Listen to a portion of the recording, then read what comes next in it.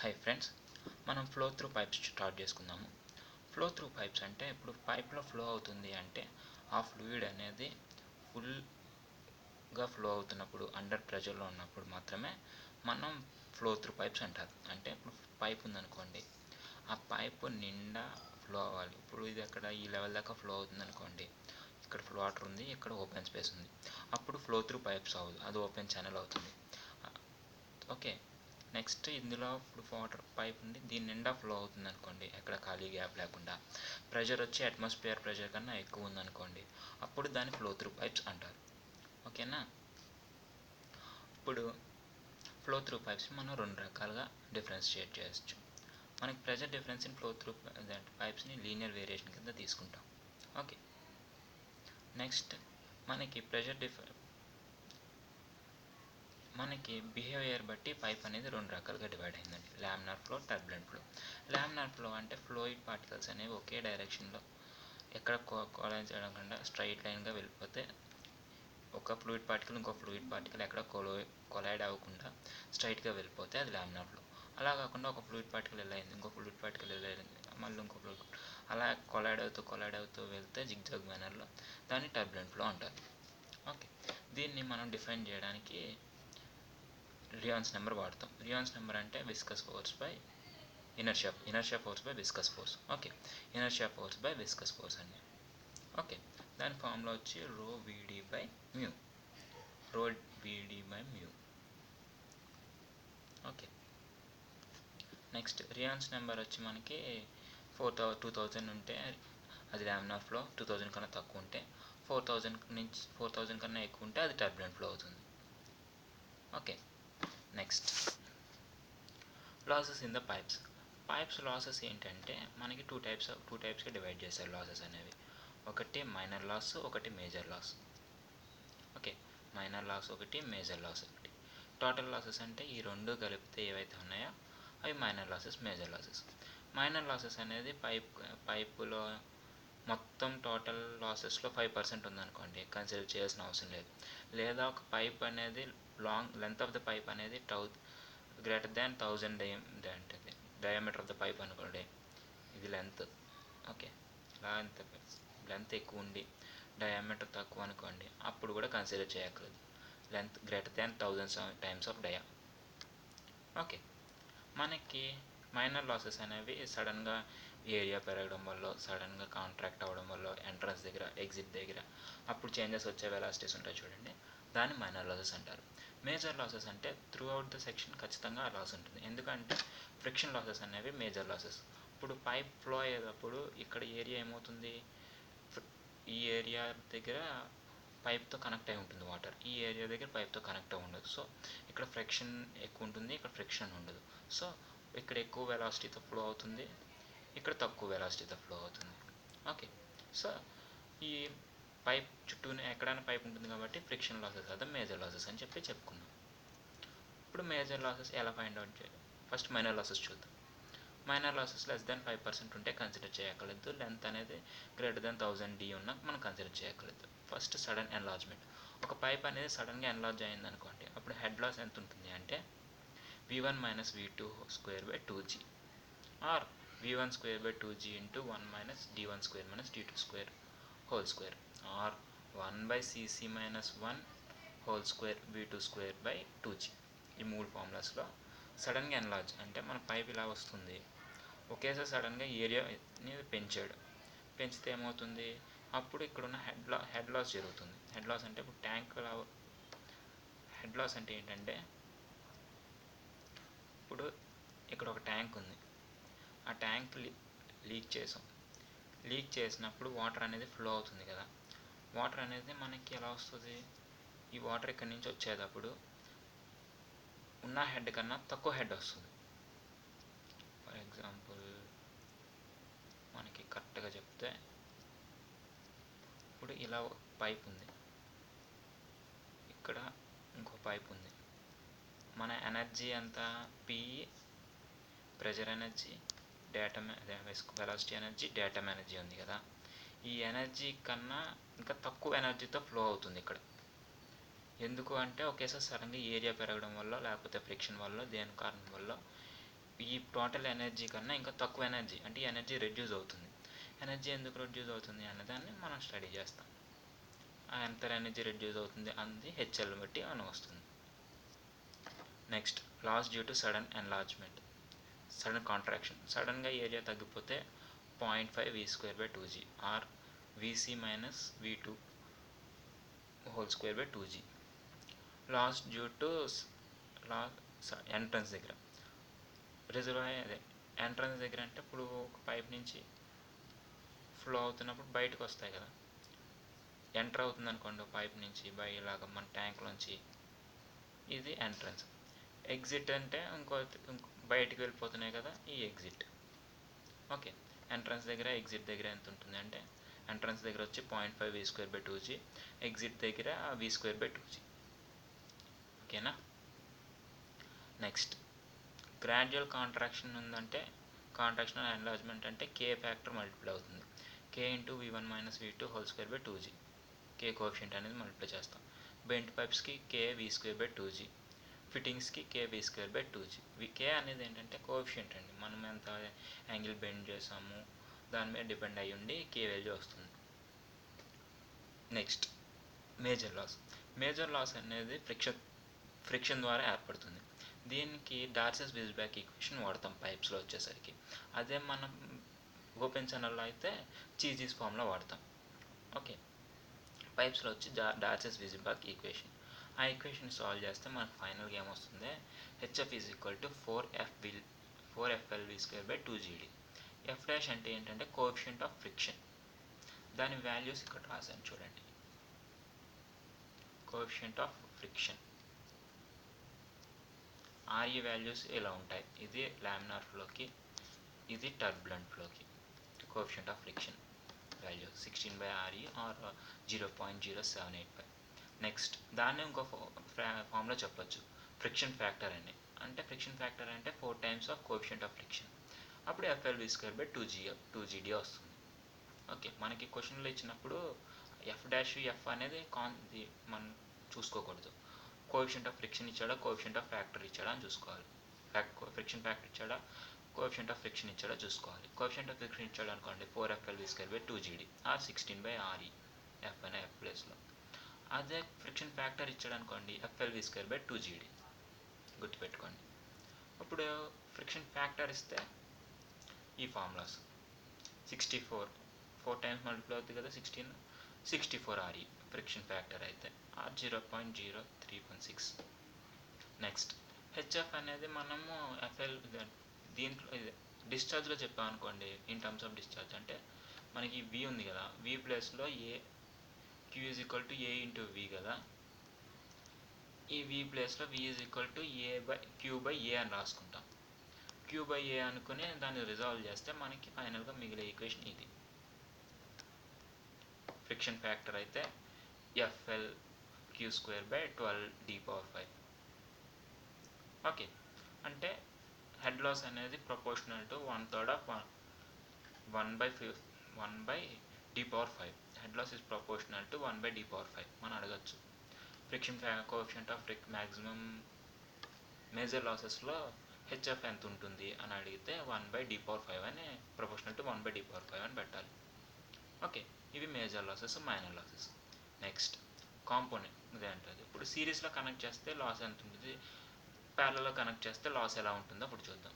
సిరీస్లో కనెక్ట్ చేస్తే మనకి కంటిన్యూటీ ఈక్వేషన్ ఏం చెప్తుంది, ఇక్కడ ఎంత డిశ్చార్జ్ ఉంటుంది, ఇక్కడ అంత డిశ్చార్జ్ ఉంటుంది అని చెప్పుకున్నాం కదా. సో హెడ్ లాస్ అనేది చేంజ్ అవుతుంది, డిశ్చార్జ్ అనేది సేమ్గా ఉంటుంది. HL is equal to H1 + H2 + H3 ఇలా వస్తుంది. మనకు వచ్చేసరికి ఇప్పుడు హెచ్ ఫార్ములా అయింది FLV²/2GD కదా, అందులోంచి కామన్గా ఇలా మొత్తం అన్నీ రాసుకుంటాం. లాస్ట్కి చివరికి ఎఫ్ అనేది సేమ్ మెటీరియల్ అనుకోండి, ఎఫ్ అన్నిటికీ ఒకలాగా ఉంటుంది. డిశ్చార్జ్ ఎలాగో కామనే కదా, సిరీస్ కనెక్షన్ అంటే అవన్నీ కామన్ తీసేస్తే చివరికి ఈ ఈక్వేషన్ మిగులుతుంది. Equivalent length by equivalent diameter to the power of 5 is equal to L1/d1 d1 weight, ఇక్కడ d1 d2 d3 వస్తాయండి, నేను d⁵ రాశాను. d1 d2 d3 L1 by d1 to the power of 5 L2 by d1 d2 to the power of 5 L5 d to the power of 5 వస్తుంది. దీన్నే డూప్లెట్స్ equation అంటారు దీన్నే. ఓకేనా friends. Next ప్యారలల్గా అంటే హెడ్ లాస్ అనేది సేమ్గా ఉంటుంది, కానీ డిశ్చార్జ్ అనేది డిఫరెంట్గా ఉంటుంది. ఎందుకంటే సిరీస్ ఆఫ్ కనెక్షన్ కాదు కదా, ఇక్కడ డిశ్చార్జ్ వేరు, ఇక్కడ డిశ్చార్జ్ వేరు. ఇక్కడ నుంచి ఫ్లో వచ్చింది డివైడ్ అయిపోతుంది, ఇక్కడ నుంచి డిశ్చార్జ్ వచ్చింది ఇలా డివైడ్ అయిపోతుంది, కానీ హెడ్ లాస్ అనేది సేమ్గా వస్తుంది. అప్పుడు HL is equal to HL. Okay, మనకి ఈక్వలెంట్ ఎంత అని అడిగితే, ఈక్వలెంట్ అయ్యే ఎంత అని అడిగితే ప్యారలల్లో n to the power of 2/5 into d. ఓకేనా ఫ్రెండ్స్.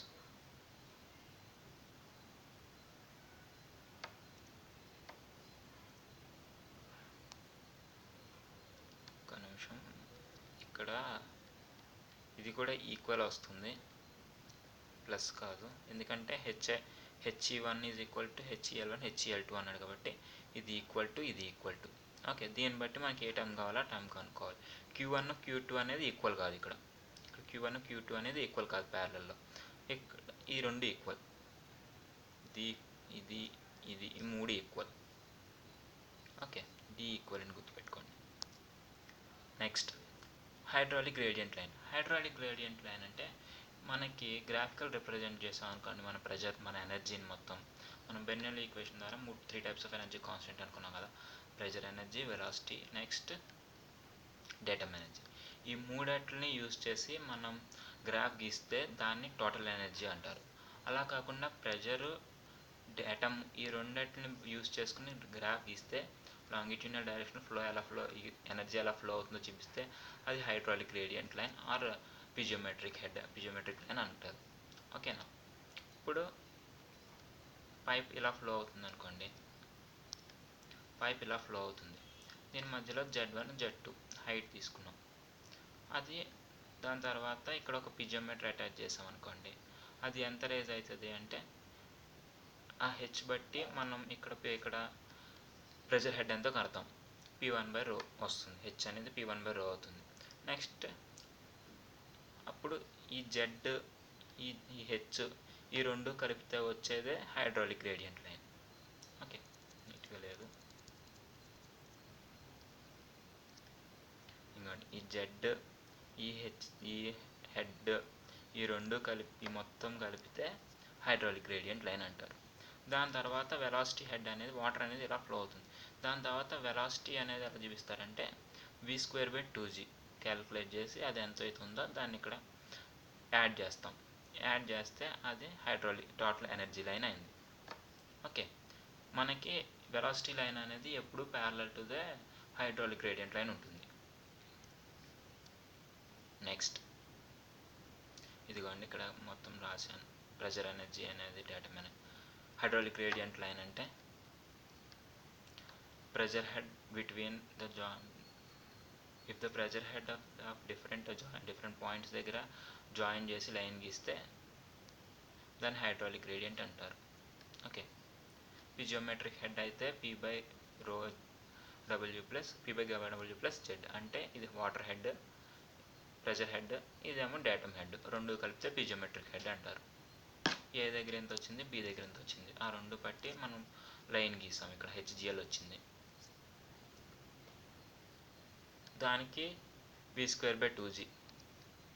ఇంకోండి ఇక్కడ ఈ రెండు ఏమన్నా హెచ్జిఎల్ లైన్ వచ్చింది, దీని ద్వారా వెలాసిటీ లైన్ వచ్చింది, టోటల్ మొత్తం కలిపితే టోటల్ ఎనర్జీ లైన్ వచ్చింది. ఓకే, అప్పుడు డయామీటర్ అనేది డిఫరెంట్గా ఉందనుకోండి, లాసెస్ ఉంటాయి కదా. ఇప్పుడు ఇక్కడ చూడండి, వాటర్ అనేది మన ఎనర్జీ ఇక్కడ నుంచి ఫ్లో అవ్వలేదు, కొంచెం కింద నుంచి ఫ్లో అయింది. ఎందుకు? ఎంట్రన్స్ లాస్ అని ఇందాక చదువుకున్నాం కదా, ఆ ఎంట్రన్స్ లాస్ ఎంత అయిందో అంత హైట్ అనేది, అంత ఎనర్జీ అనేది వేస్ట్ అయింది. దాని తర్వాత ఇక్కడికి వస్తుంది, ఇక్కడ కూడా మళ్ళీ ఎగ్జిట్ అంటే చేంజ్ ఇన్ డయామీటర్ ఉంది కదా పైప్ అనేది, సో ఇక్కడ ఒక లాస్ వస్తుంది, సడన్ కాంట్రాక్షన్ అయింది. నెక్స్ట్ ఇలాగ మళ్ళీ అలా, నెక్స్ట్ ఫ్రిక్షన్ లాస్, ఇవన్నీ మొత్తం అన్నీ కన్సిడర్ చేసి ఇస్తే మన ఎనర్జీ అనేది ఇంత ఉండాల్సిన ఎనర్జీ కాస్త ఎంతకు వచ్చేసింది. ఓకే, అలా మనకి ఈ గ్రాఫ్ ద్వారా ఎంత లాస్ జరిగింది, ఎక్కడ లాస్ జరిగింది అనేది మనం ఈజీగా ఫైండ్ చేయొచ్చు. అది hydraulic gradient total energy line. Next siphon అనేది ఏంటంటే, ఇప్పుడు ఒక కొండ ఉందనుకోండి, వాటర్ అనేది వర్షం వస్తుంది, ఇక్కడ ఉన్న కొండ వాటర్ ఇటువైపు ట్రాన్స్ఫర్ చేయాలనుకుంటున్నాడు, ఇలాగా. అప్పుడు ఏం చేస్తామంటే త్రూ ఒక పైప్ కండ్యూట్ అనేది పెట్టి ఇక్కడ ప్రెషర్ అనేది ఇదేంటది మన 10.3 ఉంటుంది కదా అట్మాస్ఫియర్ ప్రెషర్ కన్నా కొంచెం ప్రెషర్ తక్కువ ఉండేటట్టుగా చేసుకోగానే వాటర్ అనేది ఇంక ఇలా ఫ్లో అవుతుండగా ఇంకా అలా కంటిన్యూస్గా ఫ్లో అవుతూనే ఉంటుంది. అంటే మనం ఏం చేస్తాం, పైప్ పెట్టిన తర్వాత వాటర్ అనేది సక్ చేస్తాం. ఇక్కడ అవుట్లెట్ దగ్గర సక్ చేయడం వల్ల ఏమైంది, వాటర్ ఇక్కడ వస్తుంది, ఇక్కడ ఉన్న గాలి అంతా పోవడం వల్ల ప్రెషర్ అనేది తగ్గిపోతుంది, వ్యాక్యూమ్ కింద క్రియేట్ అవ్వగానే ఇక్కడ ఈ సెస్ పాయింట్ దగ్గర వ్యాక్యూమ్ క్రియేట్ అవ్వగానే అప్పుడు ఇక్కడ ఉన్న అట్మాస్ఫియర్ ప్రెషర్ ఏం చేస్తుంది, ఈ టైప్ రిలీజ్ చేస్తుంది. అది కంటిన్యూస్గా ఫినామినా అక్కడ జరగడం వల్ల వాటర్ అనేది షిఫ్ట్ అయిపోతుంది. ఓకే, ఇప్పుడు అట్మాస్ఫియర్ ప్రెషర్ ఎంత, మనం 10.3 మీటర్స్ ఆఫ్ వాటర్ అని చెప్పుకున్నాం. ప్రాక్టికల్గా అది ఎంత ఉంటుందంటే 7.6. ఇప్పుడు మన ప్రెషర్ వచ్చి అంటే డిఫరెన్స్ ఎంత, 2.7. 7.6 ఇక్కడ డిఫరెన్స్ చేస్తే 10.3 7.6 వస్తుంది, అంటే 2.7 ఉంది. ఇప్పుడు 2.7 కన్నా ప్రెషర్ తగ్గింది అనుకోండి, 2.7 మీటర్స్ కన్నా వాటర్ కన్నా ప్రెషర్ తగ్గింది అనుకోండి, అప్పుడు ఏమవుతుందంటే ఫ్లో అనేది టేక్ ప్లేస్ అవుతుంది. ఎందుకంటే అప్పుడు అబ్జల్యూట్ ప్రెషర్ కన్నా ఇంకా తక్కువ అయిపోవడం వల్ల ఇంకా అసలు ఫ్లో అవ్వదు. ఓకే, అంటే ఇప్పుడు సైఫాన్లో ప్రెషర్ ఫ్లో అవ్వాలంటే greater than 2.7 and less than 10.3 metres ఉండాలి. సైఫాన్లో స్టార్టింగ్లో ఇంత ప్రెషర్ ఉంటేనే అప్పుడే ఈ సైఫాన్ అనేది స్టార్ట్ అవుతుంది. నెక్స్ట్ పవర్ అంటే ఏంటి, మనకి work done by time. Okay, work done by time కదా పవర్ అంటే. First weight of water per second, మనకి weight of water per second calculate చేసాం అనుకోండి, యూనిట్ వెయిట్ ఇంటూ జీ వస్తుంది, యూనిట్ వెయిట్ ఇంటూ డిశ్చార్జ్ చేస్తే మనకు weight of water by second వచ్చింది, time వచ్చింది. దానికి ఇంటూ హైట్ చేసాం అనుకోండి, అప్పుడు పవర్ వస్తుంది, ఇందులో వాట్స్లో వస్తుంది. వెయిట్ ఆఫ్ వాటర్ ఏంటి, wait of water per second, unit weight into discharge. Height ఏంటి, లాస్ ఆఫ్ హెడ్లోంచి టోటల్ హైట్ తీసేసాం అనుకోండి, ఎంతైతే హెడ్ మిగిలిందో ఆ హైట్ వస్తుంది, H-HF. ఓకే, ఫైనల్గా మనకి పవర్ ఎంత అని అడిగితే పవర్ ఆఫ్ వాటర్ ఎంత పవర్ తీసుకుంది అంటే ఇది unit weight into discharge into H-HF by 1000 kilowatts. అప్పుడు క్యూని ఏ ఇంటూ వి కింద రాస్తే unit weight into A into V into H-HF by 1000. ఓకేనా ఫ్రెండ్స్. Next efficiency. పవర్ యొక్క ఎఫిషియన్సీ ఎంత అని అడిగితే మనకి మ్యాక్సిమం ఇదిగోండి ఈ ఫార్ములా. ఎందుకంటే ఇప్పుడు ఎఫిషియన్సీ ఏంది, టోటల్ హెడ్ ఫుల్గా మనం అనుకుంది ఏంటి, ఇన్లెట్లో ఎంతైతే హెడ్ ఉందో అంత హెడ్ ఇక్కడ పాస్ అవుతుంది అని అనుకుంటాం టోటల్ ఎనర్జీ. కాకపోతే అక్కడ ఏం జరుగుతుంది, హెచ్ఎఫ్ అనే లాస్ జరుగుతుంది. ఆ లాస్ జరగకుండా అయ్యే పవర్ ఎంత అని అడిగితే unit weight into Q into H. అలా కాకుండా ఫైనల్గా మనకి ఏమవుతుంది, లాస్ అవ్వగా వస్తుంది, అంటే unit weight into Q into H-HF. So efficiency వచ్చి H-HF బై హెచ్. దీన్ని డిఫరెన్షియేట్ చేసుకుంటే మనకి ఫ్రిక్షన్ లాస్ని, మనకి మ్యాక్సిమం పవర్ ఎంత ఉంటుందంటే హెచ్ఎఫ్ ఇప్పుడు H/3 అయినప్పుడు మ్యాక్సిమం పవర్ వస్తుంది. ఎంత మ్యాక్సిమం ఎఫిషియన్సీ ఎంత రావచ్చు అంటే 66.7% ఎఫిషియన్సీ, 2/3 ఉంటుందంట. ఓకేనా ఫ్రెండ్స్, ఇది ఈరోజు క్లాసు. ఏమైనా డౌట్స్ ఉంటే కామెంట్ చేయండి, లైక్ చేయండి, షేర్ చేయండి.